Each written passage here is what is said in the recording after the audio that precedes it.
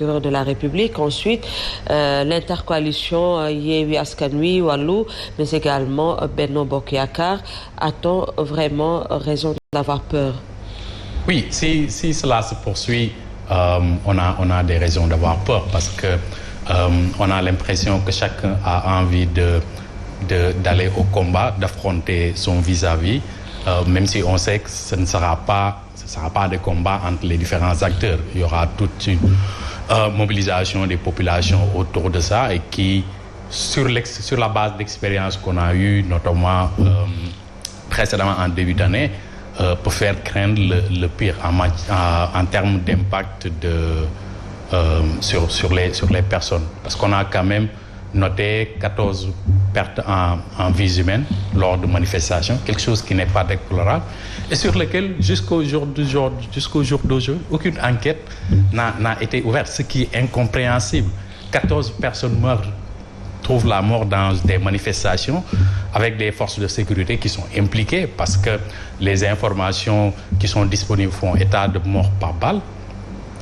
C'est là où on attendait le procureur. Moi, quand on a annoncé une conférence de presse du procureur, je m'attendais à ce qu'il évoque ces cas-là en priorité. Mais un blackout total à ce sujet. Et donc, quelque chose qui aussi contribue à raviver la tension entre les acteurs. Parce que les acteurs politiques sont ce qu'ils sont. Ce discours-là n'est pas nouveau. Mais on avait quand même des arbitres. Et dans une démocratie, la justice est un arbitre principal. Et si les acteurs arrivent à un niveau où la confiance à la justice et à ce qui l'anime fait défaut, ça pose problème. Alors, vous évoquiez tantôt ces événements douloureux du mois de mars avec ces 14 morts. Et on se rappelle que le ministre de l'Intérieur avait en son temps fait une conférence de presse pour dire qu'il y avait des forces occultes qui avaient infiltré ces manifestants. Hier, le procureur de la République sort pour nous annoncer l'arrestation de ce chef rebelle. Mais on a l'impression qu'on ne mesure pas à sa juste valeur cette menace où, comme certaines populations le pensent, c'est juste de la politique. Pour moi, c'est des choses à sérieux. D'accord. Il faut qu'on s'interroge d'abord sur ce qui amène les difficultés qu'on note dans les manifestations. C'est les interdictions qui sont la marque de fabrique des préfets au Sénégal. On a au Sénégal un système de déclaration et pas d'autorisation qui dit que si une personne, quelles que soient ses motivations, a envie de faire une manifestation, l'autorité doit prendre les mesures idoines pour lui permettre d'exercer ce droit-là. Ce n'est pas un cadeau que l'administration offre aux citoyens. C'est une obligation. Ils sont payés pour ça. En tout temps et en toutes circonstances, la manifestation doit être autorisée, même s'il y a des risques de troubles à l'ordre public. Mais s'il y a des risques de troubles à l'ordre public, la loi prévoit que l'autorité administrative prenne les mesures nécessaires pour juguler ce risque et faire en sorte que la manifestation mais c'est cette loi qui permet également au préfet d'interdire la manifestation. Nous ne parlons pas de la Constitution, mais en dehors de la Constitution, il y a une loi sur cette marche qui permet au préfet d'interdire, d'apprécier la situation et de prendre les mesures idoines, comme vous le dites. Oui, je suis d'accord. Oui. Restons sur les faits. Et la jurisprudence de la Cour suprême sur ces manifestations-là, Amnesty, Aluntine, d'autres organisations ont introduit des recours au niveau de la Cour suprême sur la motivation des préfets, notamment du préfet de Dakar.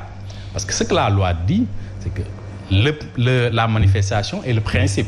Si pour une raison ou pour une autre, notamment pour trouble à l'ordre public, une manifestation ne doit pas avoir lieu, c'est par séquence, c'est par degré.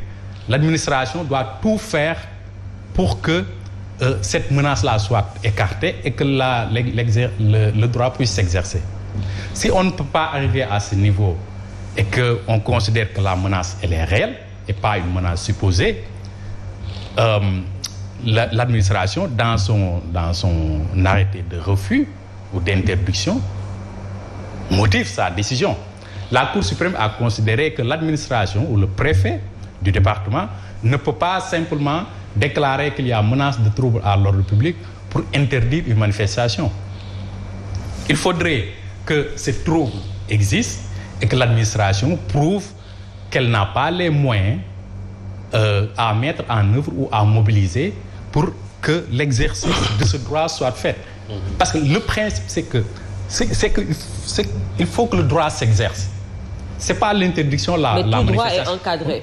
Oui, c'est ça l'encadrement. L'encadrement, c'est de dire que s'il y a trouble à l'ordre public, essayez de gérer ce trouble-là, mais si vous ne pouvez pas le gérer, mais dites pourquoi vous ne pouvez pas le gérer. Très bien. On laisse Salou réagir. Je l'entends du côté droit.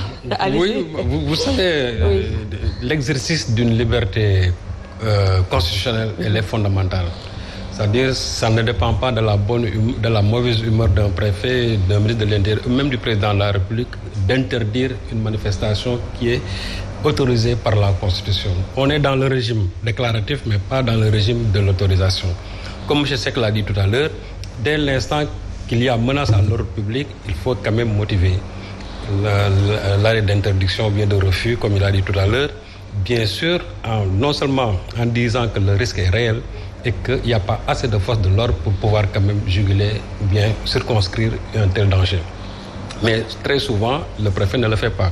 Si vous lisez l'arrêt d'interdiction, le préfet a tout simplement dit menace de trouble à l'ordre public.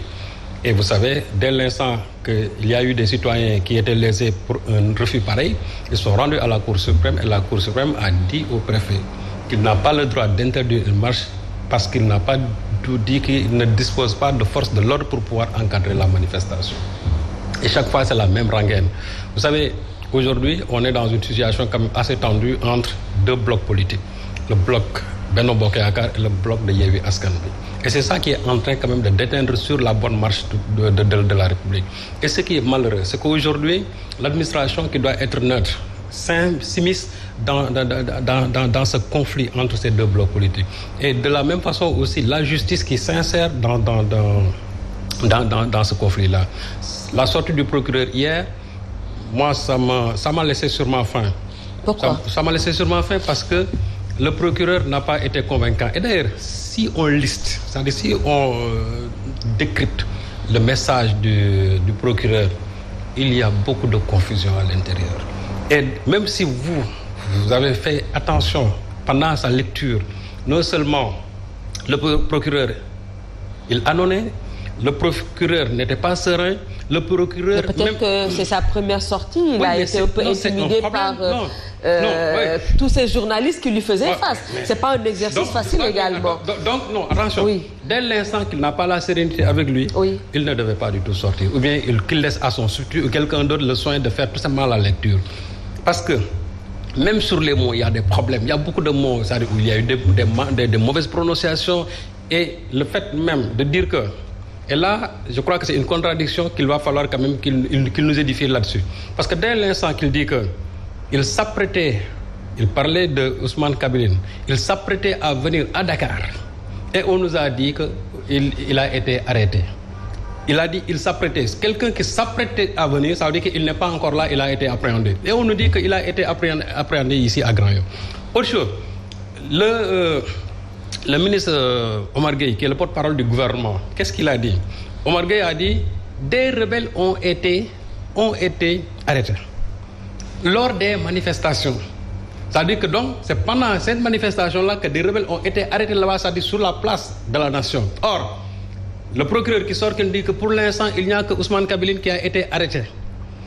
M. Mayambal Diagne avait... Lui, je crois qu'aujourd'hui, c'est lui le procureur médiatique de la République, parce que c'est lui qui a donné l'information en premier.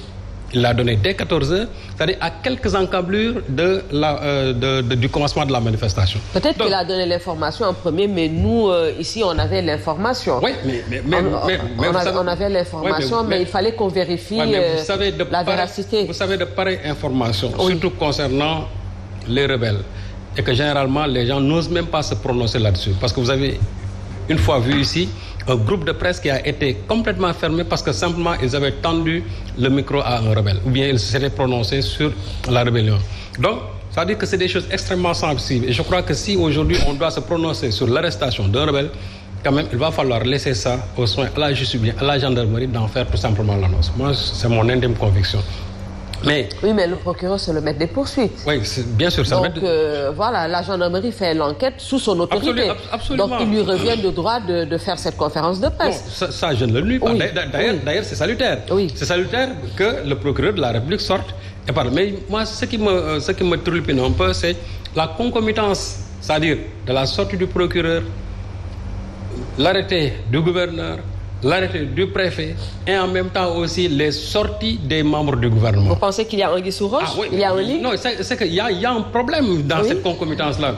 D'ailleurs, le gouverneur, lui, qui sort et qui interdit déjà la manifestation. Il évoque l'article L61 du code électoral. Là, il raconte des histoires. Il interdit la propagande. Oui, mais il raconte des histoires. Il sait que ce n'est pas de la propagande aussi. Je crois qu'il ne faut pas exploiter quand même cet article, ce malheureux article 60.